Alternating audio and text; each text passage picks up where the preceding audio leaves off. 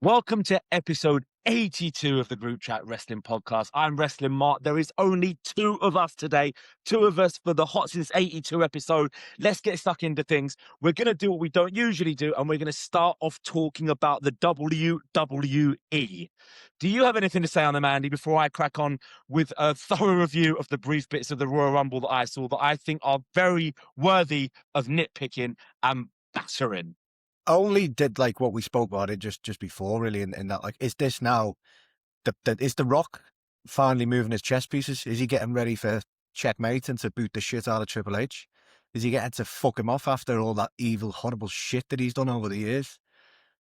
A lot of things happen that make me wonder if it is, Long overdue, if that's the case as well.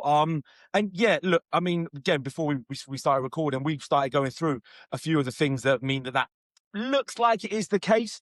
I mean, his daughter leaving, and then straight away, the political statement she made, I thought it spoke volumes about WWE's, maybe their mentality, maybe just the kind of grip they have on them. Like, I don't want to be hyperbolic here, but their Nazi-like state over things their people's inability to express themselves on free social media platforms for fear of tarnishing their relationship with glorious far-right leaders and what they're currently doing across the United States of America. It felt very, very pointed that she immediately basically left the company within 24 hours, fuck ice. Off the back of that, she then deleted her social media, probably because so many of the usual goblins managed to get in the comments and probably spoke to her like shit, because that's what those people do. So yeah, it does feel now like The Rock is probably thinking, Well, I mean, you look at things, if I take the Like- tribalism element out of it, yeah, you look at things and say, look, right, obviously they had their golden period, late 2022, 2023. It carried on through 24 and 25 through reputations preceding themselves. on that though, I mean, like, Brett commented on this a fair bit because he watched it a lot more than us, and he did say, like, he was literally using Vince's stuff. He was just rolling with what Vince had already put in play. They felt they had gold with the bloodline stuff. Sami Zayn, I remember watching, like, I didn't really stop watching the product properly, but Royal Rumble 2023, they had the Sami Zayn finally turn on the bloodline bit. And mate, it was really, really well done. It was really dramatic. It held up perfectly. We've got to remember that Vince was still in the weeds until quite late, wasn't he? And obviously the things that carried them through really were obviously the bloodline and Judgment Day. And they were two Vince incarnations. They were two, as soon as those things went bust, Triple H was fucking clueless. Well, and it was getting Cody when they got Cody as well, because he was white hot at that point as well. And he came in and he went on this run, and that was just capitalising on what he'd done at AEW, and since he'd left as well. It was because they didn't change a thing about. He's the one person they didn't bother fucking changing it about. They didn't give him a fucking shit name. It was like, here we go, straight back in, off you go, same music, same presentation, the whole fucking MAGA bust, a lot. He had everything exactly how he had it. Homelander. That's what I was thinking. Like, but when you look at every AEW person that's gone across now, and I was sitting there looking through the other day, there's probably 15, 16 of them. You look at the ones that have been successful, or the ones that have had, there's three people you'd say that have had success. Now, CM Punk you take out of the equation, I suppose, because he's never ever changing character. Yeah. That's who CM Punk is. He's been the same when he was in Ring of Honor to when he was in WWE to AEW back to WWE. He is the same character, essentially, whatever you think of him. Cody, like, his presentation in WWE was completely different to AEW gone back there the same. Jade Cargill, they literally could not have used her to be more identical. They're the ones that have had elements of success when they've taken what AEW have done. Everyone else they've taken over there, they've changed, even tweaked slightly. From what I can see, from looking at their position on the card, from the reviews that I read on them, to how much traction they get, no one else has been anything of a success. I know a lot of them on NXT, so it's hard to judge when you're on such an unbelievably unwatchably bad show, and it is really hard to gauge. But then I see stuff that, like, the former Mariah May has done, and like that, none of it's like excited me. It's really shit. All.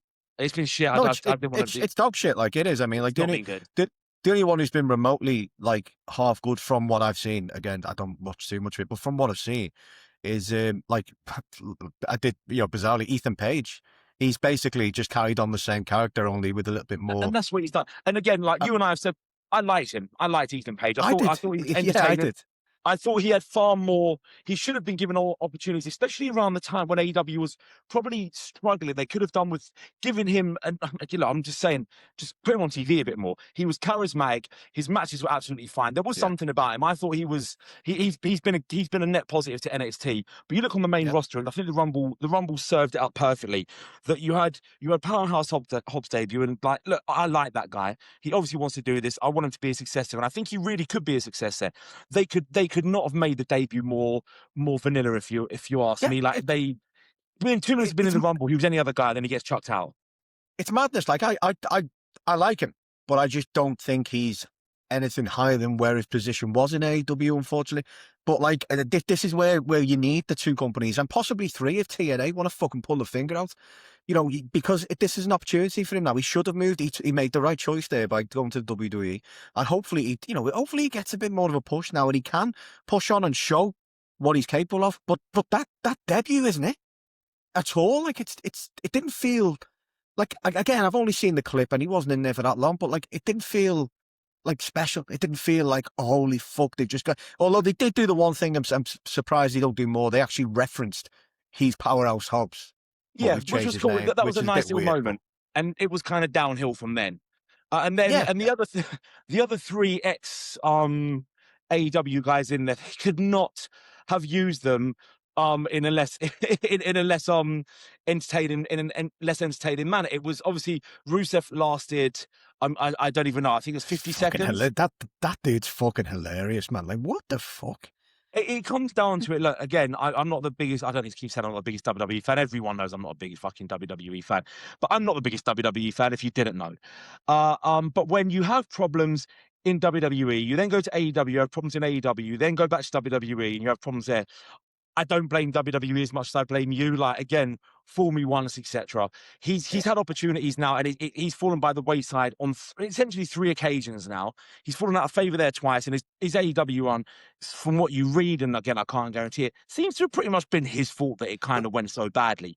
So I don't really have much sympathy. Again, I felt the same about Andrade. I mean, Andrade has a higher ceiling than Rusev simply by the fact that he's a really good wrestler, and his matches are constantly going to be like a 7+ out of 10. Whereas Rusev, you know that it's going to be the special occasions, like against Hobbs at All Out 20. That's the thing. I can literally, he was there for 3 years. I can picture the 2 or 3 good matches instantly that Rusev Miro had. And the Miro stuff's weird. Like, I don't think he fits in the modern wrestling landscape. Yeah, because all he is a big monster guy. Yeah, and that doesn't work anymore.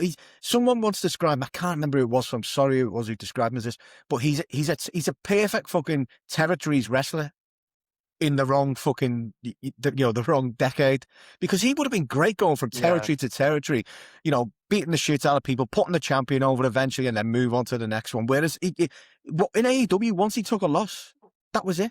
And his character, there's nothing more to his character apart from, I am this fucking dominant monster. Like, once you take that out of the equation, he's not a fantastic wrestler. He doesn't do anything any better than, 20 other people. Charisma-wise, he's got something, but his promos were mainly like, they were like the Ultimate Warrior on fucking, when he was off his tits on drugs and he was just rambling, saying words. That's what Miro's were like, actually. Now I think he's got charisma, but has he got live show charisma? I don't think exactly. Yeah, that's what he's missing. Yeah, he's missing live show. He's got Rampage charisma. Again, I'll touch on him one more time. So after. I mean, I will go back and revisit the actual Rumble this weekend, the clusterfuck that was. But afterwards, my wife and I, later that same night, because it was quite late, and we decided that we were going to watch the 2018 Royal Rumble, simply because we went to it. The first women's one, it was a really good show amongst WWE being the drizzling shits at that point. We went over to Philadelphia, we watched that, and Rusev came out. He was number 1 or number 2. Number 1 he was. And my God, he was so over them. When he had the Rusev Day gimmick, he was so over, but that's what he was. He was a gimmick, a larger-than-life gimmick at that point, and that is what worked for him. That is where he was, a slightly comedic gimmick that you want to get behind, but you know is never going to really achieve that much. AEW gave him the opportunity to go there and be a serious big guy who is going to be this main event guy. But then you don't want to work with people. You don't want to do jobs to someone like Hangman Page, who, not being rude, is better at you than everything apart from being big. Hangman is better than you at every single aspect of being a wrestler. There's nothing you're better than him. You're not even nearly as good at anything. Miro's probably better than my Call of Duty, because that's all Miro was doing for the fucking 3 years he was at AEW, playing fucking Call of Duty. And he was like, he'd stream it on Twitch while he wouldn't take fucking pins. Like, come on, man, fucking hell. It's embarrassing, yeah. Like again, he's someone I don't really have sympathy for. He's gone back there. Look, get paid. That's fine. Like, you get paid, brother. Like, take money off that big bastard corporation.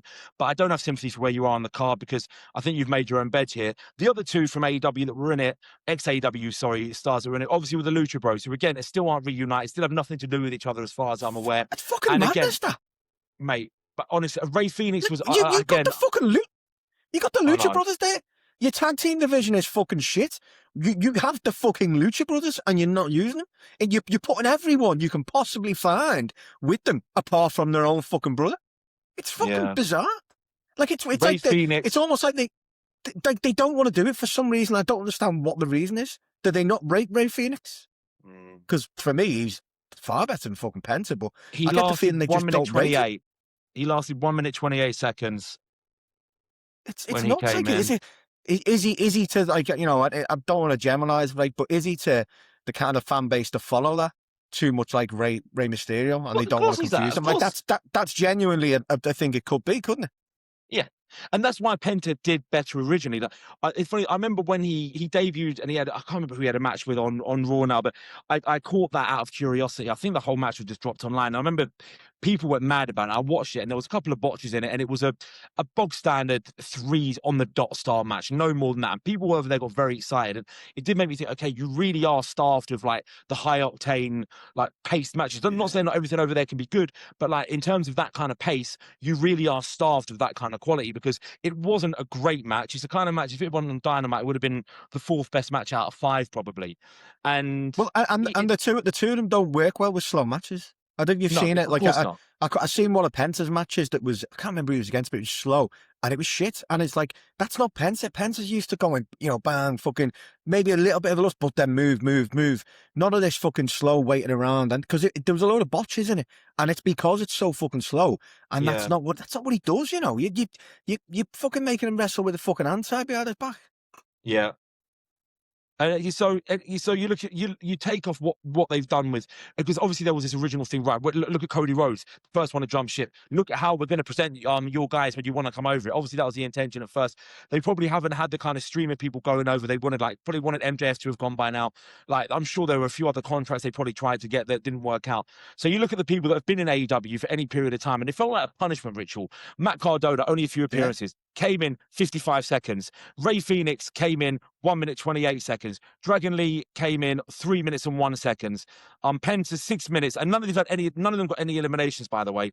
You then scroll down to Powerhouse Hobbs, now Royce Keys. He was in for just under 10 minutes, got 1 elimination. Like, he's a big guy, and he's coming and getting 1 elimination. That is not endearing. He comes in and gets, I'm not saying he wins it, he doesn't, of course not. He comes in and gets 3 elimination. He comes in and makes his point. This is a big guy not to mess with. Comes in, gets one fundamentally basic elimination, does nothing for 7 or 8 minutes, and then he gets eliminated.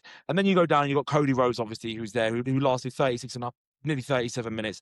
Obviously one of the main 2 or 3 guys in the company, so he's presented well. But everyone else had any affiliation with AEW. And you look at the people, the ex-AEW guys that weren't even in the, like, I don't know where Aleister Black is now. Like, what has happened to that dude? Like, not even... just nowhere. Like, I forgot it didn't at any point think, oh, is he going to be in this Rumble? I forgot he existed again. How did Ricky Starks do? Again, exactly. Like even like as far as I can see, he's kind of struggling on NXT now. I haven't heard his name mentioned. I haven't seen any videos on social media. I don't know like what happened to him. And like again, I think we kind of saw this being a likely way for him to go. It's like, and like, it's not a major criticism. Like, there's not everybody. It can make it to the top. Not everybody has got everything it takes to get to the top. He clearly believed in himself, Ricky Starks. He just maybe believed a little bit too much, because like he's not as good as he thinks he is. So, no, it's not. It's and it's not like, and honestly, to get to where he's got to anyway is an achievement itself. So you're not knocking him, but he's just not. I don't think he's the level he believed, or maybe. His agent, whoever his agent, maybe his agent's that dickhead, but whoever, I don't think he's the level his agent told him he was, I'm going to get you to this level, don't worry, while he's fucking off his tits on fucking cocaine, and like, I don't think he is. I think he's the level he's at, and look, he's perfectly fine for that. He's solid for that. He can talk, well enough, but he's just not in that next kind of tier, and I don't think he ever will be. Not as the age he's at now. You know, it'd be very difficult for him to make that jump. It's not interesting. it's not a negative. Like it's not it's not it's not like we're not slagging him off. It's just that's how it is. It's interesting looking at him. He has not had a match on NXT for 2 months now, no matches, and it's not like he's been injured because he's fought on 8 house shows in that time. So that they've obviously, since he dropped the title to Obafemi, which is 2 months ago this week, he's not had a single match yet. 8 matches on house shows means that they've obviously got him on those circuits and they're not using him on actual TV at the moment. So that's where he is. The fuck you AEW credits ran out, hasn't it? Essentially. Yeah. I mean, they all get that the fuck AEW push, and that's kind of ran out. He won one belt, didn't he? I can't remember. Was it the North American title? Was it? I don't know. Whatever they have. No. Yeah, he won the NXT World title. Yeah. Did he win that one?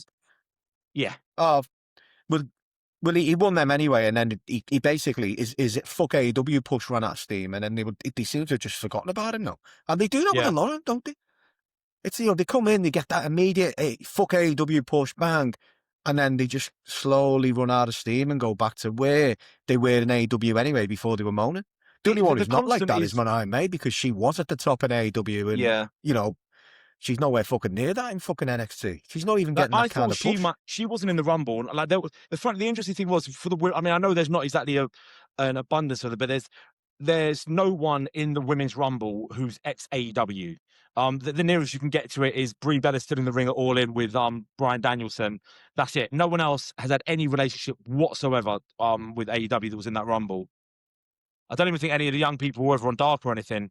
I think it's a completely clean slate of no one there has had any affiliation with AEW. I mean, I know AEW have constantly bolstered their ranks, and to be honest, a lot of the women that aren't with the company anymore just weren't at the required level. But it's an interesting one. I don't want to spend this hard minutes. I can sit here and slag off WWE all day. But if I can just go back to the Rumble quickly and just touch on this, and then what we were talking about, The Rock. If I just rattle through the Rumble, that again, I haven't watched the last anything I watched from WWE. Anytime I turned it actually on Netflix or anything was last year's Royal Rumble. I have actually, I think, consistently watched that because when it's good, it's really good. It hasn't been good for quite a while now. I think it was the one before COVID was brilliant when Drew McIntyre won it.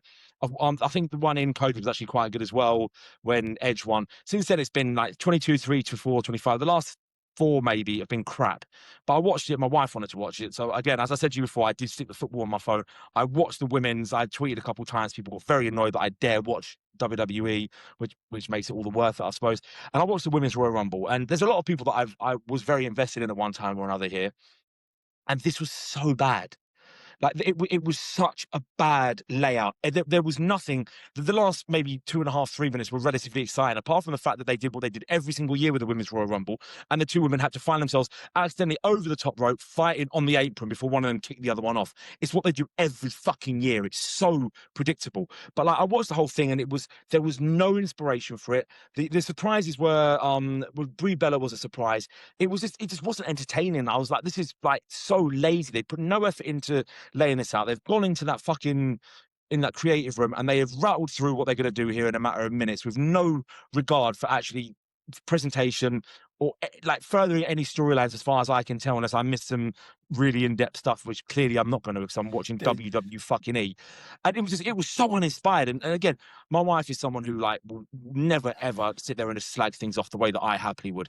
And she just, I can't believe how many like mistakes there's been in this match, how many botches there's been. And I was like, it's been really bad. And it made me think like, and I know they've got your Stephanies, and I mean like, there's certain women that I'm not massive fans of in ring, like Becky. I'm not always entertained by her. I never was. When I look at the WWE women's roster, like I don't think it's as good as the AEW roster in my personal opinion. There's not that many people in there I'm overly invested in, but the quality throughout this match.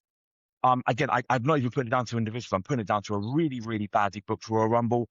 My wife is not someone who sits there and moans about things for the sake of it when she's watching TV shows. I'm a lot more analytical and critical than she is. She watches and could not believe how many botches there were from the off. Like she just like noticed it. She doesn't notice it. I've sat there before and watched matches. Oh my God, how bad was that? She's not really paid attention to it. She doesn't watch it for the same level of that was just the same stupid way that my weird little brain decides to process things. Just to sit there happily watching. She noticed how many botches there were. It was uninspiring. It was not good. It was a waste of time watching it. I then dipped out for the next couple, which means I missed Gunther v AJ Styles, which I probably should have watched. Watched a fair bit of the men's on and off. Again, I was watching football at the time, and I thought it was better than the women's, but I thought it was not particularly inspired. And just, I mean, Roman Reigns winning. This is what we can just touch on now. I don't need to mention the Rumble anymore. It was a bad show from a company that are completely creatively bankrupt, and if they don't change things soon, their ratings are going to drop further than they are. Because let's be honest, with Max, there's a solid chance of Dynamite got more viewers than SmackDown last week. Which again, I don't really care about ratings. I don't need to. It's not something I need to sit there and whip my cock out about and be over the moon with it. I don't care. But yeah, so what we were saying, Roman Reigns wins the Royal Rumble. A lot of people are happy. A lot of people are absolutely disgusted. And it leads into what we were saying before, Andy, about the little power struggle that's clearly going to be happening there now.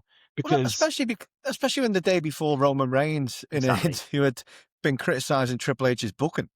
And he must have known he was going to win the Rumble at that point. So to still go out there and criticise the booking as he did, I don't know, the timing just seems very strange with it all. And Triple H has been under the cosh anyway from a lot of, the media are actually starting to turn on him bit by bit now as well. He's a piece of shit anyway. So, maybe The Rock's looking and being, you know what, I'm going to fucking make my move now. And I've got to be honest, I think that I have no evidence to back this up, but just because it's The Rock and he's always been, seems seemingly outside of movies, obviously, in the world of wrestling, he's always been creatively pretty fucking spot on. I think it'll be a far better product when The Rock's there, when The Rock takes over and puts his own people in place and fucks that fucking Nazi off. It's going to be interesting to see what happens, how this plays out, because whilst I wouldn't suddenly run back to watch the product again, I would definitely have my opinion of it and my perception of it would definitely be somewhat down. As there's no Triple H in there, there's no Vince McMahon in there. You're getting rid of people that I perceive to be pretty bad human beings. They are completely in bed with a fascist regime. They don't seem like particularly nice people, and I don't think they're very good at. I think Vince McMahon struck gold in the late '90s, and apart from that, he was pretty useless for the vast majority, of time since then. And I think Triple H bounced off his one or two good ideas and hung on to that coattail for the best part of 2 years. When that ran out, he had no fucking ideas. It was just, I remember when he came in, I think it was SummerSlam 2022. And basically, for the next 2 months, all we did was bring back someone every single week that Vince had fired. Say, look, I'm giving everyone their jobs back. And he was bringing people back, doing nothing with them. At the time, though, everyone thought he was going to be absolute gold because of NXT Black and Gold. But when you look back to the height of NXT Black and Gold, I wasn't watching them, but obviously I've revisited and looked back.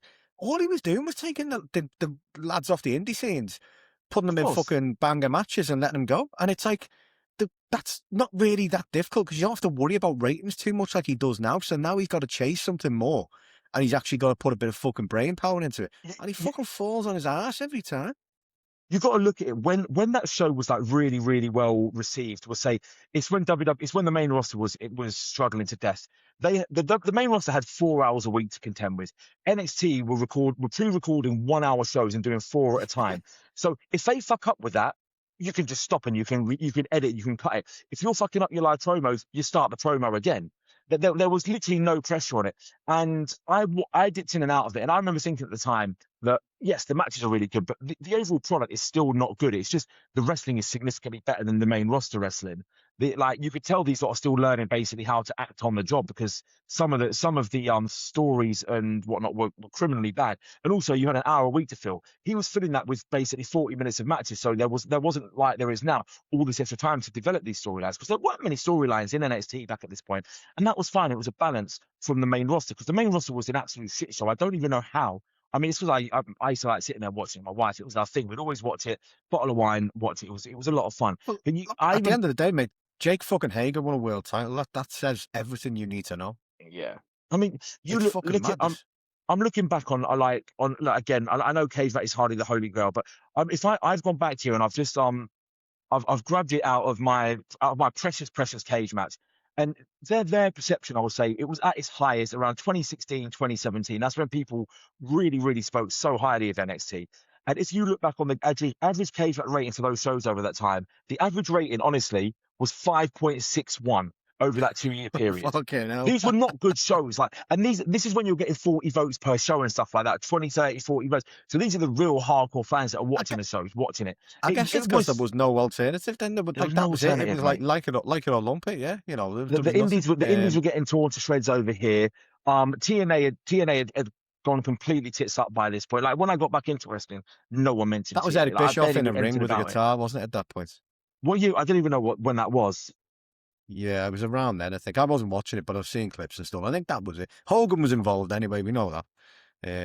No, that was 2010 when he played the guitar, 2010. So by 2016, like by 2016, I mean, I had no when I got back into it, TNA was barely mentioned because they'd lost basically everyone by that point, I think. And so they changed. Was that when they changed to Impact, and it was just like filming what looked like shows in someone's fucking garage. Yeah, which is what it was. It was a thorough mess. And like, so I mean, for instance, what is that like their main pay? Let's say Slammiversary. So if I go to Slammiversary 2017, I mean, looking at the card, I don't even know who most of these people are. I mean, you've got Alberto Del Rio defeating Lashley in the main event. Sienna v. Rosemary, Sanjay Dutt beating Loki, Alicia Edwards and Eddie Edwards beating Evangelina Love and Davey Richards. I don't know what this means. EC3 beating James Storm. This is probably their second biggest show of the year at this point as well. Fucking EC3, man. And this is a company in the doldrums. Fuck TNA. Like we have to go back to the Rumble for one more thing. What was the reception like for Chris Jericho? Was it good? Was it good? I will say this. I've never heard Did he come anything as the Judas? like it. I've never heard anything like it. Never heard anything like it. It was a sound I'd never heard before. It was a out of body experience. I mean, I knew it wasn't going to happen because I did do this out of curiosity when my wife had gone into the bedroom at this point and she told me the men's run was about to start. I immediately went on my phone, went to AEW's roster page and saw Chris Jericho was still on. I thought, well, he's not turned up in the Rumble. I do that I do that once a week now. It's brilliant because he's still there waving at us. It's fucking great. They will 100% move him off. I cheer for Chris Jericho all the time, and just out of sheer curiosity, nothing else but that. And then one day soon, the contract's going to be up, and he will be gone there. He's still on there now, so he's going to be on there till the end of February. Like all anyone wanted was Chris Jericho, from what I can tell from the crowd, like reaction, and that's what everyone was hyped for, to see Jericho return. That's what they want if you're the booker. And I am fairly certain that with the relationship Jericho has with Tony Khan, if he said, look, my contract's up in a few weeks or a month or whatever it is, I want to go now, he'd let it, because he's let others out early. Yeah. And for them to not actually make a fucking play, like I'm assuming they haven't made a play for him and haven't tried. Like, it's insane. Like, how else are they going to debut him? How else are they going to debut him in the year now? In a fucking mystery tag partner or something? It's fucking stupid. Like, the Royal Rumble was the perfect time for them to actually use it. And you know what? They would have given them a boost as well. They would have got a boost off the back of this, because now Cena's gone and if AJ Styles gone, they've got nobody else now to kind of have that role of the person who's on their last fucking run. Like, it's bizarre. Like, he would have been perfect to just give them that boost and carry him for a bit longer, but they've got nothing. It's just, it makes no, it's bizarre how they didn't do it. I don't know. Makes no sense to me, but a lot of the things they do makes no sense. What you said there sums it up perfectly, and it sums up how I feel about WWE, and it's how we should close our chat on them. They have got nothing. Well, as we transition to AEW, firstly, what I'll say is that if I was Tony Khan, I am a bit of a petty fucker. If someone crosses me, I will try and, get one back if I can. If I'm Tony Khan, what I would have done, personally, is I would have had a Rumble on Collision on the Saturday night. And I would have had Jericho come in that Rumble. And I would have called it something like the Regal Rumble or the fucking, the Monarchy Rumble or something. I don't know. Yeah, and just have Jericho come in, Judas, bang, you wanted him in the Rumble, we've got him in the fucking Collision, fucking Rampage Rumble or whatever you'd call it. And if he does sign and stays at AEW, I'd do that anyway. I'd have him debut in a fucking Rumble or a Casino Gauntlet or something, because that would just be sticking two fingers up. I do wonder whether he's actually made his choice, because, like, looking at him on his socials and that, he just seems to be having the time of his life touring with his band and fucking doing movie roles and fucking going and hanging out with musicians and shit. He doesn't really post much about wrestling anymore. So maybe he's just fucking chilling and watching all this go down and not really asked. I mean, he's got every fucking right to do that. He's 55 years old now, for fuck's sake. He's achieved everything he could want to achieve. Anything he does now is either out of sheer nostalgia or spite. There's nothing else to it, I don't think. I think that, Yeah. like, I mean, he does deserve to have some kind of an official retirement. He shouldn't, like, his last match was obviously, what was it, Dynasty last year? Was it when he fought Bandido? I think. Yeah, it would have been. Well, it was Bandido. Yeah, so to be fair, that wasn't a particularly good match either. So, like, he does deserve to go out with something better than. I thought it was decent, that Bandido one. That Bandido one was a decent match, or am I thinking of the Collision one? Maybe he had two with Bandido well. in a short space of time. The Collision one was definitely excellent. I'm looking. Yes, he did have one on Collision. He had one on Collision. Gravity's match, wasn't it? I'm looking on the Collision one now. Collision 81. Oh, yeah, that was a much better seat match. Yeah.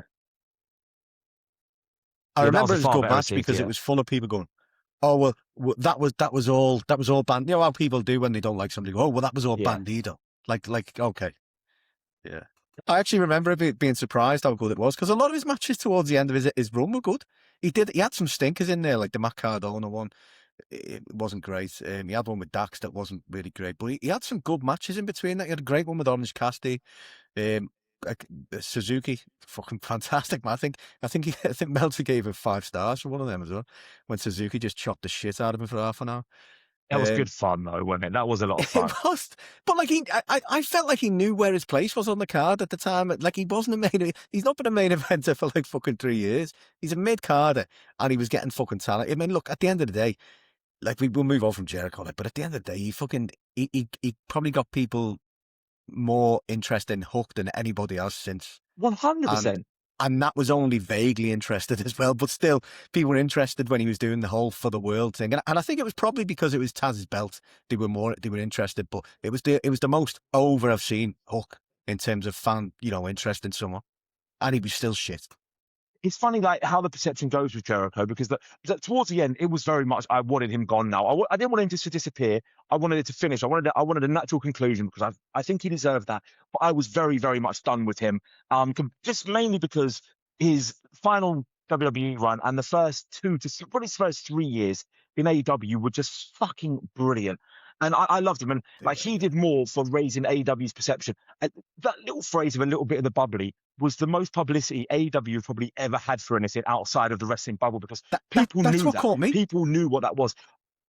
I still get sent that now by people who never ever watched wrestling, who probably, mate, honestly, he did so much. And it's funny how perception goes, because all in 2023, his match against Will Ospreay, I saw someone the other day put on Twitter about how this was not a good match. I'm like, but it was a fucking real, arguably the best match of the night from an actual in-ring quality standpoint. And the funny thing is that, I completely agree with Meltzer. One of my least favorite matches of the night, probably after the women's title, and I think it was the trios title, was crap as well. I think the acclaimed one. Those 2 matches were crap, I thought. But then after that, I thought the weakest match from an actual good quality standpoint was Punk v Samoa Joe. It didn't do much for me. All the stuff that happened around the ringside when he smashed him in, Joe doing the wanker sign, Joe moving away, I couldn't see that from where I was sitting anyway, so I never saw that. But from in ring, it wasn't a very good match. It just kind of existed. And then people were going about that being such a good match. Like, that is where, like, the cult element of like CM Punk comes in, because like you don't have to say every match of his was good. That was not a very good match. It was a bang average 6.5 out of 10 match, no more than that. And I think you're kind of deluded if you're saying otherwise. And the same for the other match. That Jericho Ospreay match was a minimum 8 out of 10 match. It was a fantastic match on a show that delivered match. A show that delivered constantly good matches. This was probably one up there, a level above it. I remember FTR v the Bucks being really good as well. And then the main event was a lot of fun. It was very, very over the top. But I had a lot of fun with it. But at the same time, I get why people might find that annoying, that match. But personally, for me, I did enjoy it. I thought it was a lot of fun. I would have won that kind of match to main event every pay-per-view. But the story of MJF and Adam Cole, that was the perfect match for me. From what it was one of the best examples of in-ring storytelling I've ever seen. That it was great. Really I was hooked into it, like, and fucking Hook again. But no, I was completely invested, and I actually cared about what I cared about MJF and like what he was going to do next, and whether Adam Cole was going to fuck him over, and especially when he turned his back on him and all that. Oh man, it was good. It was excellent. I really enjoyed that. I need more. I want more of that. That's what I'm missing at the moment. I want more of that. Yeah, a bit more. So let's go on to the current product because, like, again, obviously, the Groupchat Wrestling Podcast have got a WhatsApp group and we talk on there a lot. And Andy and I are two people that have been very vocal on there and talking one-on-one as well about like a lack of enthusiasm for AEW. Probably since the late summer, would you say? I think you weaned off it slightly before me. It was the immediate, the shows, it was the residency actually. During the residency period, I just felt it was missing something, and I wasn't impressed with the way with Hangman's run. I mean, a lot of people seem to think my issue was it being a short reign. It wasn't a short reign. I don't mind short reigns, but it has to feel like a worthwhile reign. Yeah. You know, like a champion run. And you know, what did they do? He had the MJF match, which was good. I enjoyed it, but it was so fucking overbooked, but still enjoyable. It was fun. That was the most logical, you know, first match. Great. The second match then was Carl Fletcher, I think. Which at the time he was the TNT champ, so he's your mid card champion. You're putting up against him. Not to knock Carl Fletcher, but he was your mid card champion, and it doesn't feel like a top heel at that time. Maybe if Carl had lost the title at that point and had moved on to bigger things, it would have. And it's not the same as with a lot of AEW things. Not against the match. The matches are always brilliant. They always are. The talent pool they have there is fucking incredible. But like just of something that makes me care, makes me you know feel something about it, and like. Yeah, I felt like that wasn't the match you wanted for someone who was such an over babyface at the time. I mean, if you remember coming off all in some of his promos, his interviews, he was the best babyface in the fucking world, and they just didn't have a top heel ready for him. And it all goes into my issue with the fucking Death Riders and Callis family stuff, in that for all the Jericho Vortex stuff, this is a fucking bigger vortex than anything he fucking did, because it's been going on for so fucking long. It's become AEW's version of the fucking Bloodline now, where it just goes on forever and they just keep adding new members. And yeah, it's been great in moments, and there is some good stuff in there that you want to see, you know, develop more or fucking escape from it and kind of be built on its own, or outside of that, or just come together quicker. But like as it is, it's just going on and on and on. I mean, like, you know, we can go back to when Daniel Garcia joined you know, they teased the turn, didn't happen with FTR, teased the turn, didn't happen. Then it happened with the Death Riders randomly, like a while later, and just didn't. It didn't feel as big as it should have for a Daniel Garcia turn for me personally. You know, they missed the moment on that, and they've done that a few times since. And then, you know, I don't want to go over everything that's happened, but from like the fucking Statlander win, that felt flat to me. Yeah, it's great that she deserves it. She's a day one. Yay! Well, we have a big portion of fans that do that. Yeah, because they're all invested in the AEW roster. That's great. But for the people outside of that, what did they have about Statlander and her character and the way she'd been built? Because don't forget, she hadn't won too much in a fucking row at that point for a long time. Like, what did they care about that to be like where they should have been made up that she'd won? They should have wanted her to win and want to see her do more. And they've tried to build on that. She's become a fighting champion and that, but there's still nothing to it. And to the point where they've now put her back with Willow, which what feels like to me, it might not be this, but it feels like to me it's just because, well, Willow's over, she'll get a lot of fucking rub from being back with Willow again. And it's worked to a certain extent. But like, they shouldn't have done that. She should have had more of if they'd have built her more. I feel like for the kind of wrestler she is, and she is one of the best in the world, that she deserved more. She deserved a lot more than that, and for that title run after so long to mean a lot. And it's actually funny because it parallels when she won the TBS title, sorry, in that like it just didn't feel it'd gone on for that long. It didn't really feel big, and they did nothing really with it afterwards that made it feel special. And on the flip side of that, Tony losing it how she did after doing everything she's done felt like a fucking slap in the face. You know, it wasn't really a big, huge loss. It was just 4-way, you. Oh, over. Okay. And yeah, they moved on. They tried to remedy that, but I just feel like that was bad. And then to the point now where you know, John Moxley's suddenly faced after fucking trying to murder people for the last 12 months. Oh, he won the CC, so he's face. Oh, okay.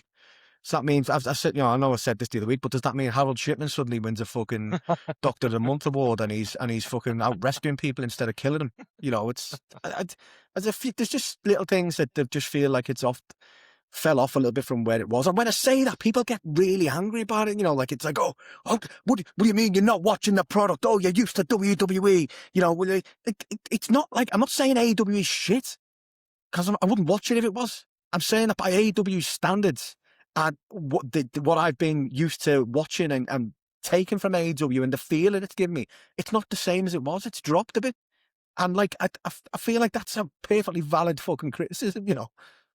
Also, I mean, so I do think that it's become such a yearly cycle now, and I've mentioned it before, and it does get a bit boring to say it, but there is a clear issue when the NFL season starts that Tony Khan is not in the weeds. And the one thing that, like, for my likings, and I think a lot of people can criticize him. I think that AEW is a significantly better product when he's the one that's head booking everything and in charge of everything.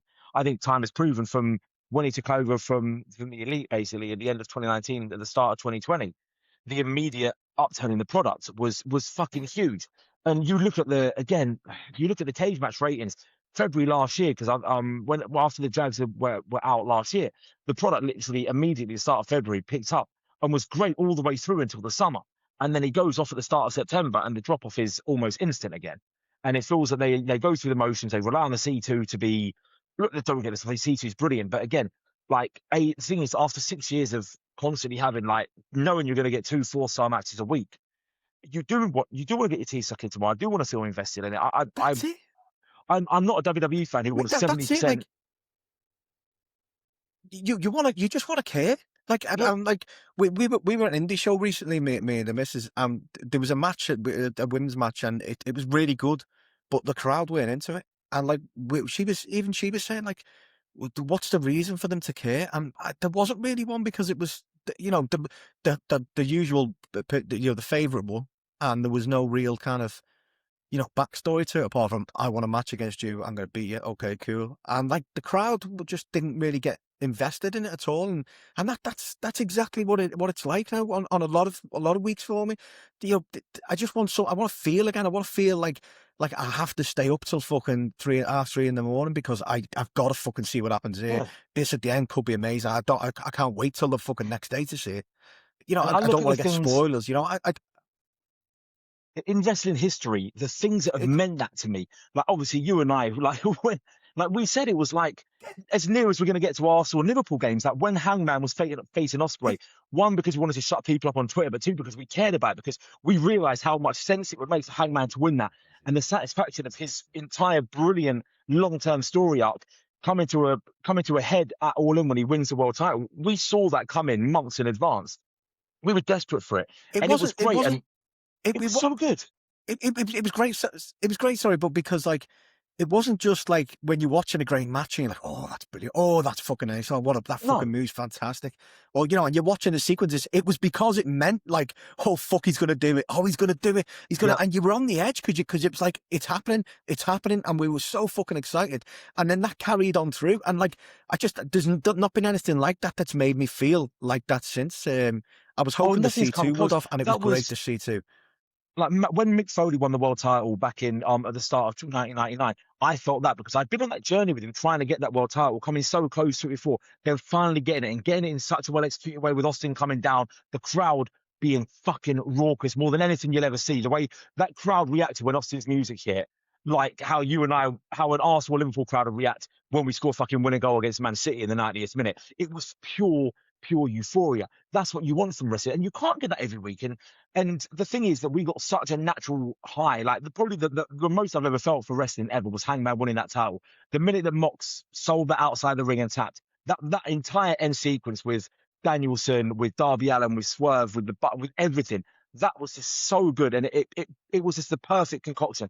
And there's always going to be a bit of a hangover from that, I think. And I think they actually tempered it quite well at first. I think this title reign started relatively well. I think they built into Forbidden Door quite well. Off the back of that, they went straight, am I right in saying, from the O2 and sold out of the O2 to 900 people in a warehouse in Philly. Yeah. And that's when it really fell off, because you were missing Hangman for a few weeks as well at the time. And your champion for me, I know you can't always do it, but your product should be based around the two biggest prizes in your sport, in your show. the AEW women's world title and the men's world title. That's what everything should revolve around. That. And they just didn't at all. There was like suddenly, like, I mean, you know, I said to you about this, like, when he was against Samoa Joe, they positioned Mox versus Darby higher on the card, in a state where they knew they couldn't do their fucking crazy shit. So, like, why would you do that? And because then afterwards, that was the excuse. Oh, well, you know, the Athletic Commission wouldn't let them. But they knew that before. They didn't just fucking find that out during the match. No. So your world title should be the fucking, top of the card. And we've all said about the women's world title should be at the top of the card at some point as well. We can go back to the Revolution for that, where they fucking dropped the ball on that as well. The positioning, something. In fact, I think the positioning has been a fucking something that's suffered a lot actually over the last, 6 months or whatever since then. Just some strange choices, but like, there's still signs there. There's still things there that keep me from dropping off completely. And there's a few small things that could happen that could correct the course that I'm hoping happens, just for my own enjoyments, like Swerve heel turn, for instance. That's got to fucking happen. There's a lot of things that too many fucking breadcrumbs. If it doesn't happen, I'll be very disappointed. It's foolish if it doesn't happen. Yeah, I just hope they don't. I just hope they don't drag it out too late and teasers like they have with others, Don't jump the shark with it, because again, there are like a few things for me that, again, like when the C2 finished, like I felt I was going through the motions. Like I've noticed I'm not staying up for Collision even when I've had the opportunity to, because I don't feel as invested in it. I'm like, again, if it was at 8 o'clock, I probably would still be watching it, but staying until 3 a.m. is an investment, like, especially at our age. We ain't young. It's not that easy to fucking be up till 3 o'clock in the morning if you've got stuff to do the next day. And I very rarely have like respite on the weekend anyway through work and other commitments. I'm not someone who can just like do fuck all until 2 p.m. the next day. So that plays into it. And I've always been able to look, because I have Thursdays off so I can watch Dynamite, and Dynamite is consistently better for stories than Collision anyway. It's not the wrestling. But I found myself last Dynamite, the one before last was really good as well. The one that had the Swerve Kevin Knight main event, which was a blinding match. And it had Kenny v. Josh as well, which was good. And it was a really good show from a point of view. But I still left that show at the end and thought, that's fine, whatever. I didn't leave that feeling with any kind of adrenaline. I didn't feel excited about the next show, which is something that I felt the majority of the time in AEW. A couple of times I haven't. Summer 2023, I felt it. A couple of times early 2024, I might have felt it. And then last Dynamite, I sent a text to my mates during the show and said, I actually think I'm going to stop watching for a while if this isn't a banging show tonight. Like, I'm not really enjoying it much at the moment, and I'm not going to be someone who's going to watch it for the sake of watching it. I might dip out. And then for me, last week's Dynamite was fucking brilliant. My favourites in Spring Breakthrough. I loved it. It did a lot for me. Again, the Ciampa debut, maybe sometimes it can be a little thing like that. There's that injection of something new. I really like him. I liked his stuff in NXT a lot. I've always thought he was completely you look at him and think, you're an AEW guy. The same with Ricochet. You're an AEW guy. Maybe you look at Cody, he's a WWE guy. Some people just suit him more. And his debut, the presentation of it's like I was sitting there just watching the show, like, oh fuck. And suddenly it like gave me an injection of real adrenaline for the rest of the show. And I loved it. I thought it was a really good show from top to bottom. I thought, again, I only watched Collision late last night. Collision again was a really, really good show. And I'm hoping that this can now be the catalyst that they push on now, because, again, the start of February last year was when they went on that run, that with the exception probably of Dynasty, which I thought was a bit of a crap show, and the end of Revolution, but the rest of that show was brilliant, building up to have a 3-match run before that main event was the best I've ever seen. So I'm not gonna shit on that too much. But barring those moments, like from then on until All In, maybe even to Forbidden Door for me, was the most invested I've ever been in wrestling, or definitely since probably maybe WWE in '99. There's definitely signs there that there's some things that could, get me back. Look, it'd be a struggle to get me as invested as it was in this summer, just because of how good it was. That was peak AEW. That was the highest, peak of AEW's history for me. It was a peak of professional wrestling for me. It was a peak at the same time. It was a peak of professional wrestling for me. I've never felt like that about wrestling before. I think it was actually for me as well. I think I said that to you guys, didn't I? I don't think I ever, even when I was a kid, I was never as like emotionally invested in something to the point where I was thinking about it all the time, and I was just like, so fucking excited about it, like, coming up. And there's things there though, like I say, that I'm not going to go through everything I'd like to see, but we've got a Swerve heel turn would make a huge fucking difference now. You've got Andrade's come in like a fucking new man. He's come in like the Andrade that they fucking told us he was. When 4 years ago, 5 years ago, whatever the fuck it was, when they stuck him with fucking Vicky Guerrero and ruined his fucking debut. But like, he's come in like that guy they told us who was an aura machine, and he fucking could go, and he's gonna come and he's gonna be a fucking, he's gonna look like a fucking superstar, and he didn't, but he does now. It's mad. Like, he's like a different fucking person. And it's brilliant. I love it. It's like watching a different wrestler. In fact, are we sure this is not someone else? Because, like, has he got a twin? Has he got a brother? Or is he fucking, someone fucking swap faces, like Face Off with him, done on Nicolas Cage? Because he's someone that clearly needs... This isn't Andrade. He needs, like, the right situation, because he was in NXT knocking about doing the square root of fuck all till they put him with Zelina Vega. And then he blew up. And then he had those couple of, like proper 10 out of 10 matches, went onto the main roster, almost immediately got lost in the shuffle. Like, again, I was a 2018 Rumble, and that was his first appearance, I think, ever on the main roster. And he came in like half the size he is now, but rapid, lightning quick, there with a real intent to impress. And you can tell he's someone you need to keep him motivated. And again, those kind of people can be problems, because if things fall by the wayside a bit, it can drop off massively. But he's at the moment, he's feels that this is his opportunity. I didn't really enjoy him in his first one. I wasn't upset that he left like a lot of people were. I wasn't over. I thought when he I'm not saying I wasn't excited. Coming back was what it was. I wasn't excited about him coming back either. No, this is his big opportunity now. He's 36 years old. He's the right age to really push on. This is the opportunity for him to say the next 2 years he could become a proper main event player. But again, the ball's in his court. But this is like what we said earlier about Hobbs though and Ricky Starks with their ages. He's at that age now. If this isn't the time, it's never going to be the time. Yeah.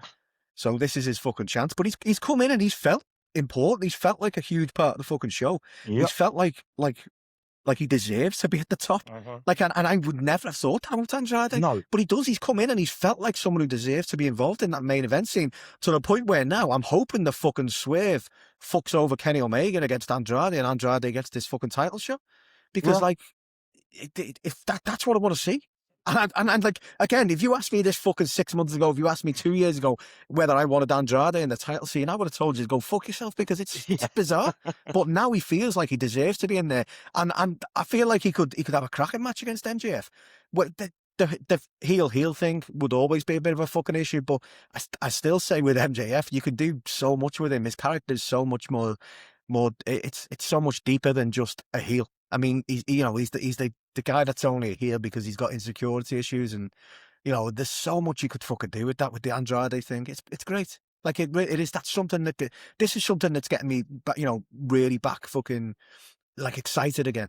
Along with, like I say, a Swerve heel thing. Give me Swerve, Kenny Omega. Fuck yes. And then coming out of that, they bank possible matches we could have with fucking potential fucking debut from somebody or from a few people. It's exciting stuff. That could happen. The main event and upper mid card scene is very, very promising at the moment. There's so many. Like, I'm really enjoying what they're doing. The title scene at the moment is crucial to what they're doing. It's the big story you need to keep people invested, even if things underneath aren't necessarily working. Ciampa coming in, they've shown how easily you can flip a coin on someone. WWE did it with Drew McIntyre when he won the Royal Rumble in 2020. He was going fucking nowhere 2 months before that. And they gave him a couple of edgy little moments of comedy. He then had a brilliant Rumble, eliminated Brock, won it. And he went from this basic mid to upper mid card guy to a main event scene. The AEW have proven time and again they can do that. That what they did with Ricochet, I'm glad he's got a title now, but we know they can push Ricochet back into that proper main event scene as soon as they want to now.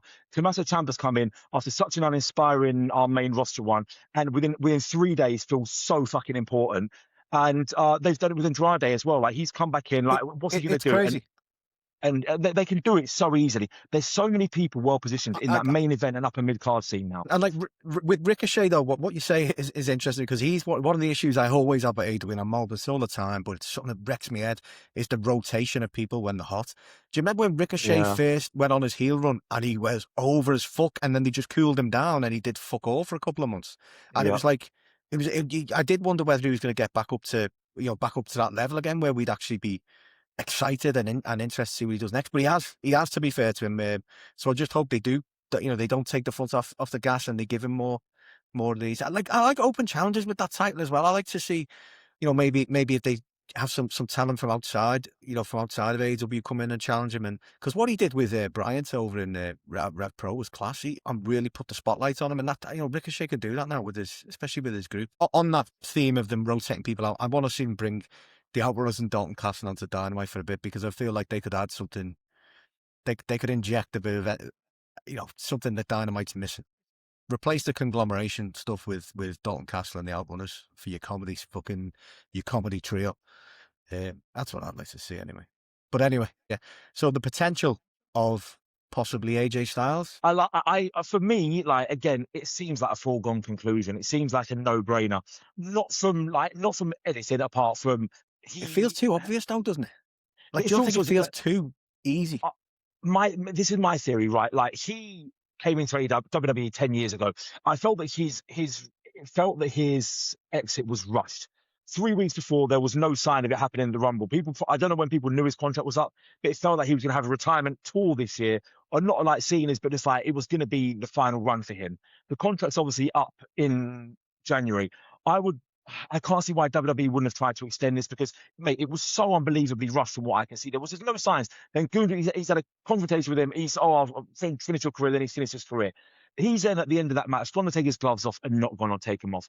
One or two things happens there. One, it's all a work that he's still in WWE, which would be stupid to have that match on. It would make no sense. Even for Triple H's doofus brain capacity, that would be fucking stupid. So the only other thing that is that he's got a bit rogue there. He hasn't been treated as well as he should have done for the majority of his WWE run, in my opinion, because he is that good. He's a flat earther, bit of an oddball, no doubt about that. In ring, the guy is one of the very, very, very best. I just look at that now and I think he's thinking he's 47, 48. Am I right in saying that? I've plucked that age, I know, but I'm assuming he's around that age. I think he's 40, 48, maybe. So yeah, so he's 48. He's 49 in the summer. So look, he's like, watching him. He's got a little bit more in the tank.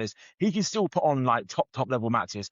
And I'm just thinking, it could be a 1 year deal in AEW. They can say, look, like the way they did with Sting, we will do your retirement, right? You come in, you can have matches with MJF, Kenny Omega, Will Ospreay, Hangman, Swerve, Fletcher, Takeshita, Ricochet, Brody King, Bandido, Andrade, John Moxley, Pac, Darby Allin. Like you can. There's no need for him to come in and have a match against. No offense to anyone I'm about to mention here, because I don't want to be that kind of guy that's like shitting on anyone. You don't need to be coming in and having matches against Lee Moriarty, as good as he is. You need to have him coming in and saying, this is going to be, I feel bad that I've actually just used him there, because I think he's a really good wrestler, but you don't need to have him coming in having a match against Lance Archer. You don't need to have him coming in having those kind of matches against people that we know he's going to be. You need to have him come in and say, every single match is a highlights match. Every single match is a must-see. Every single match is an exhibition. Everything here. There are so many matches he can have if he's fighting once every 2 weeks on average for a year. So he can come and have 25 matches, be on every pay-per-view. He can have one tilt at the title and not get there. He can maybe even have a little run with the national title or the international title, whatever the fuck it's called now. I just think it's a no-brainer. I think there's so many matches he can revisit. Samoa Joe, of course. One more match with Samoa Joe with no shackles. And it just feels to me like it's a no-brainer. And it feels to me that the people say, oh, Revolution. Why the fuck wait till Revolution? Have him come in, let him have a TV match with someone like Darby Allin or Claudio or Pat. Let him have them matches and let him have the big match at Revolution. Let him have the ultimate headline match. Let him have Kenny Omega at Revolution if we're going to go with MJF against... That's what I'd say. If his contract's up, debut him tomorrow. Debut him on Dynamite this week. Like, have Swerve be responsible for Kenny Omega losing, and have Kenny Omega fucking in the ring, like, fucking, like, whether it's an accidental, Swerve's accidentally been responsible for it, whatever. Have that just to spread some seeds of that, and have Kenny Omega in the ring at the end of the fucking show, and then fucking AJ Styles music hits and he just comes out to the ramp. Just do that. And then you can fucking build on next week, and the excitement we'd have going into next week for, like, what the fuck is AJ Styles wants? What does he want here? And because then you've got stuff that you could tie in with the Bullet Club. Jay White's going to be back soon, hopefully, as well. You've got the fact that they're supposed to be signing. Well, Clark Connors is allegedly signed, so you would hope that they're doing a whole War Dogs thing and they're going to bring in Driller and Gabe Kidd, and hopefully Robbie X, because fuck me, if there's a wrestler outside of AEW who is AEW, he fits AEW to a fucking T, it's Robbie X. The way that fucking guy wrestles. So hopefully they fucking would go that way. But then you've got the fact that you could use fucking that's why I'm getting excited talking about it now. You could use AJ Styles in fucking for your New Japan crossover stuff. AJ Styles in fucking CMLL. Fucking AJ Styles fucking Mystico in your Grand Slam. The shit that he could do that he would have been blocked from doing during the last fucking 10 years. It's just fucking incredible. And you know he wants to do something in Japan. Like, that's a fucking no-brainer that he's going to want to do something in Japan. Like, it's surely he's going to want to fucking next year's Wrestle Kingdom, surely. That's when I reckon that's when he should retire. He comes in, he does this run now. That's the perfect time for him to retire. I'm going to joke about it. I'm going to wind people up on Twitter and whatnot about it this week. I don't think it'll happen this week simply because it's AJ Styles and it's 1,400 people in this Las Vegas. What do you call these things they do them in the fair point, actually, yeah. So it's in there. The next week's in Ontario, California, which hasn't sold as well as I think they would have thought because they did well last year. They've not done well this year. They'll have probably 4,000 in there for that. After that, you've then got Grand Slam Australia. The crowd in Sydney were very, very good last time. There'll probably be upwards of 10,000 fans in there. You do that, and then you've basically got a month from then. That's literally a month to the day or a month to the weekend between then and Revolution. That for me seems. I think you tease it for Grand Slam. And then you have his first match at Grand Slam. I mean, I'll wait and see what that card evolves to be, what the main event is there, and how that's delivered. Because if it ends up being Kenny v MJS, is that a possibility for them? I've not paid full attention. I think were they talking about? They're going to have a multi-person match, aren't they? Yeah, Grand Slam for Revolution. Is that right? Yeah, that's right. Yeah. I imagine he's so good. That's where I don't know, like, there's no real need for him to get involved in that, but it'll be interesting to see. But I do think he'll debut. I think it just seems logical, isn't it? I don't know anything. I'm not saying this apart from just applying common sense. I remember when Saraya came to AEW, that was on my birthday in 2021 or 22 it would have been. And I remember that whole day, I thought, she's going to debut tonight. Like, I wasn't on Twitter religiously back then. I don't know what was said, but I remember saying, like, she's definitely going to debut. It makes sense. You're going to come out at this point. Exactly what happened. Because it just felt like the logical thing that was going to happen then. But at the same time, I wasn't on Twitter at all in 2021. And when that show was finishing, I just knew Danielson was going to come out. I got the Adam Cole surprise before. And then obviously it was the double hit of dopamine, which was amazing. I just don't see how AEW are not signing AJ Styles, and he's not on wrestling with him by Revolution at the very latest. It may well be they won't. Maybe he's going to say, look, let me rest up. Let me get my body in peak condition here so I can come in then and have this year run with you. And that might be the thing that he debuts in. I would be very shocked if he's not in AEW by Revolution at the latest. I'd say it's very, very unlikely he's not there. Well, it's actually, like I say, that the amount of story options they have for him as well. With there's a lot of history there, whether you got the Samoa Joe stuff, Chris Daniels, or whether you want to go the Bullet Club route. There's so much they could actually use to just use for him over the next fucking 12 months. So he might be in great shape. He might feel like he wants to do a couple of years, and maybe do a fucking year run, and then start working towards a fucking retirement. And while we're all about retirements, you were saying earlier about Chris Jericho retirement. Well, I'd much prefer him to have a fucking retirement run at AEW, just because I feel like they treat him far better. And yeah, so AJ Styles, anyway, we're hoping that's going to happen. What else for this week? Who is losing their hair? It's only one person in the match that loses their hair, isn't it? Yeah, it is. Then it's got to be Wheeler Yuta, because I'm pretty sure that despite that long hair, Orange Cassidy, too obvious, man. I don't know. Like, unless this has to be. I feel like Marina. I feel like Marina might lose her hair. I always think this is someone's decision. Tony, someone wants to lose their hair. I feel like Tony would do it anyway, just for a fucking laugh, just for the fucking gimmick. Like Tony would do it, but she's fucking mental, isn't she? The thing is, like, again, I don't agree with it, but like, a lot of people feel she is getting somewhat a bit stale now. So I wouldn't say stale. I just don't feel like she feels as important as she does. But it's because she's been moved down the card, isn't it? But I feel like it needs a mix up. I feel like that's also, though, like we were saying earlier, that's due to the way she lost the belt as well. It felt a bit like nothing, and like it was then shoved straight into tags just for this tag tournament. A lot of it was lazy booking, I felt, with the tags. I mean, we did worry that was going to be the case with women's tags, that it was just going to be a sticking plaster to fit more women on, and some of the booking's not been great. Some of it's been decent, but some of it's not been great. And I do feel like she doesn't feel as important as she did, which is mad, because she's arguably the most important woman on the roster. You'd say her and Mercedes, but what she's done for the women's division over the last fucking 2-3 years, it's fucking insane. Yeah. But yeah, she might do it. She might take it.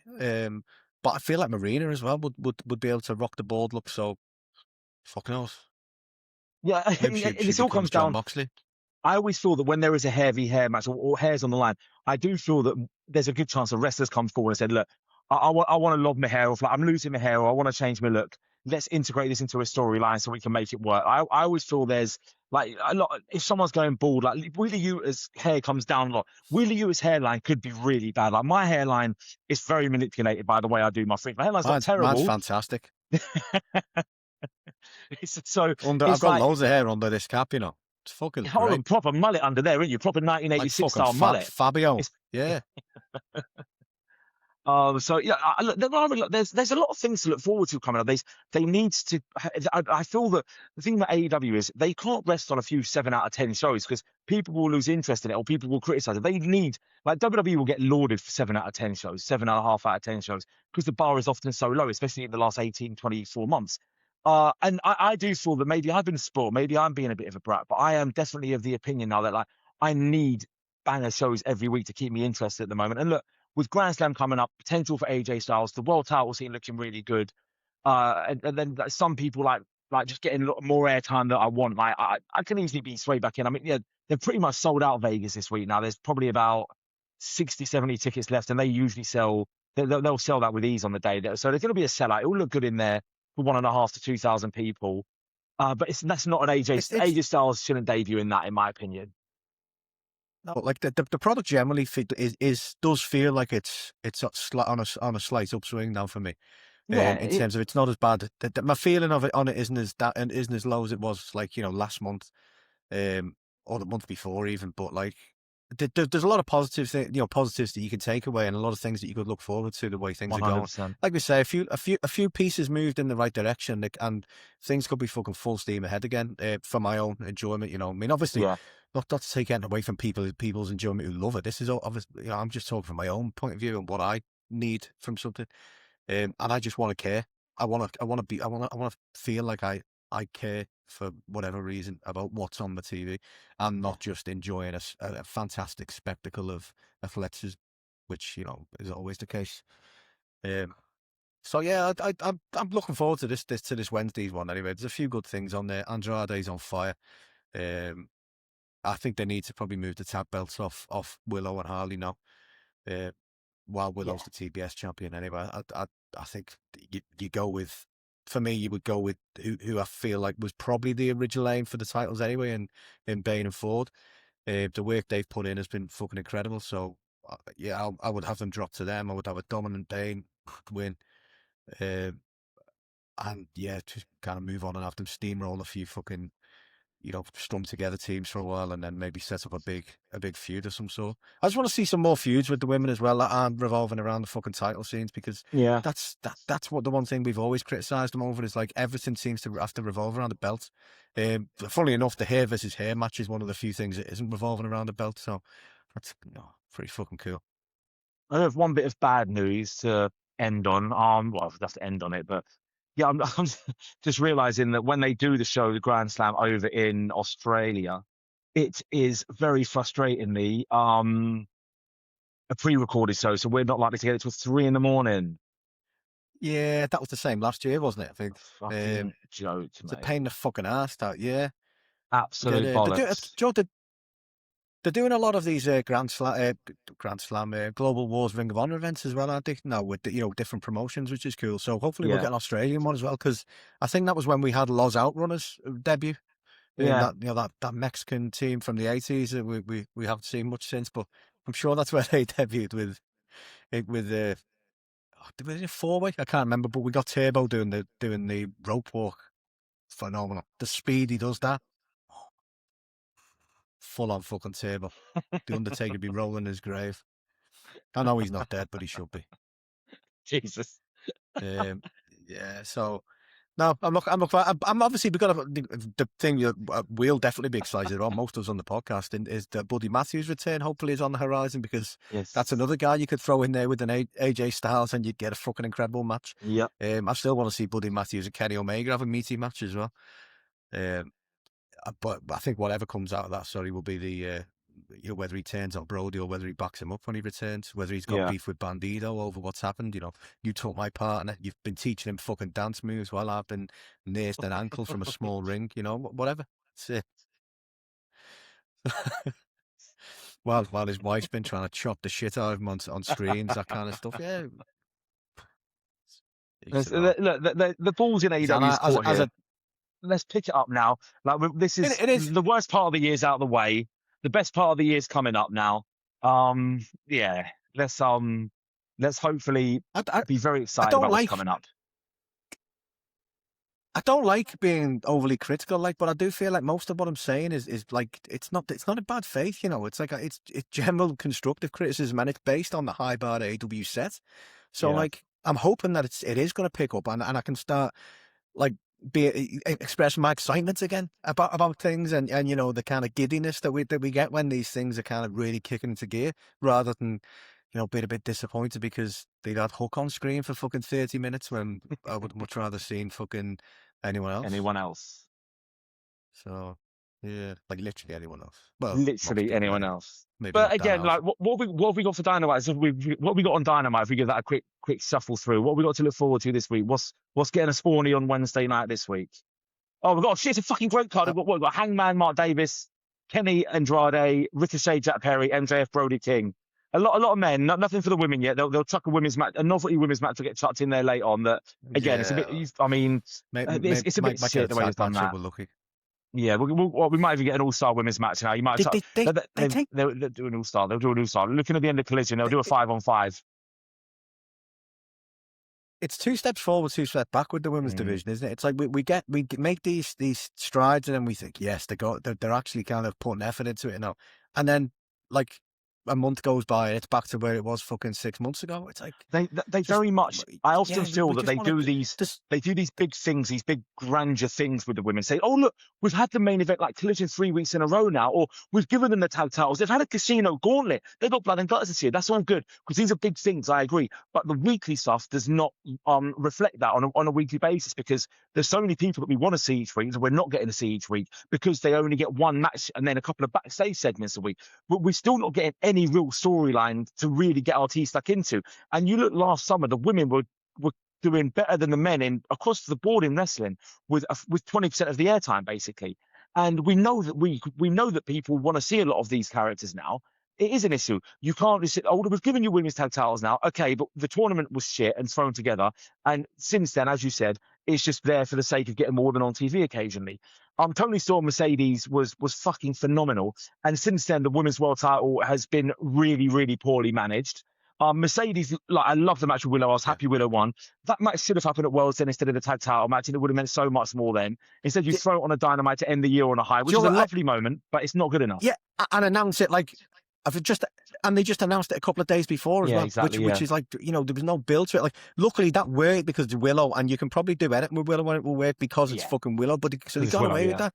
But that was too similar to what they did with the world title change. In that, just give them a fucking build. Let them show you the character. Let them make you care. The talent in that division is fucking incredible, but they just do not get the focus they need and the time they need to get across and to make people fans of theirs who maybe aren't fans and show what they can fucking do because they got it. We see him in other promotions when other promotions use. I mean, the stuff Ethan's been doing with them is fucking incredible, and they're getting more time, and that's even just on a fucking live show and some promos. They're getting more time. So on a fucking TV show, just give them that fucking 10 minutes you're using to try and get Hook over that's failing every week. Just give that to the women and let them, let them do a promo, let them have a fucking short match, whatever. But just give them some more time. That's all we fucking want. I'm not asking for a lot. Not asking for a lot. No, it's just... But no, I'm excited actually. Wednesday does look good. That card looks fantastic. Really good, and I think that probably is a good way to end, to be honest, because as much as we've talked about some negative things, it's not really bad stuff. It's not like it's still comfortably the best wrestling product on TV, but it's just that their own fault. They set the standards so fucking high that when it drops a bit, you're used to that. You're used to the fucking fine dining. You don't want to have to fucking have a McDonald's for a couple of weeks. No. You want to, or a White Castle. You want to go back to the fucking steak. White Castle was disgusting. We went on that last week, and people were not happy. White Castle is bad food. Bad food. Bad food. It's WWE style food. White Castle. Yeah. What do they get on Trustpilot? Because it's bad food. It gets 3.7. It gets, it's me. I'm blocked by the worst food in America. You ain't getting a fucking... not getting any free food when I go there anytime soon. I am blocked by the worst food in America. You're not like, getting... That's my claim to fame You're now. not getting a fucking luchador mask off them. 2.8 they get on Yelp from 11,487 reviews, and that's fucking generous. That's because, like, yeah, that's just bollocks. It's nowhere near a 5.5 out of 10 food. Awful food. But anyway, enough White Castle bashing before they start suing us, because we don't have any money, so they better not. I'm not going to do the Brett thing. Do you want to do the Brett thing where you talk about socials and all that shit? Because I don't remember. Brett's good at that. Do stuff on the socials, like us, follow us, retweet us, do all the shit. Groupchat Wrestling. Yeah. You'll find us if you search for us. I'm not good with the handles. Brett's really good with that stuff. He's so American with that, and that's in a good way, because he's one of the really good Americans. Just follow us, just like us, just do stuff. Do stuff for us. Do good stuff. Do good stuff. Thank you, everybody. Goodbye. I'm going to go and watch a TV show while I fall asleep. Bang. Oh, good stuff. That was good. I enjoyed that.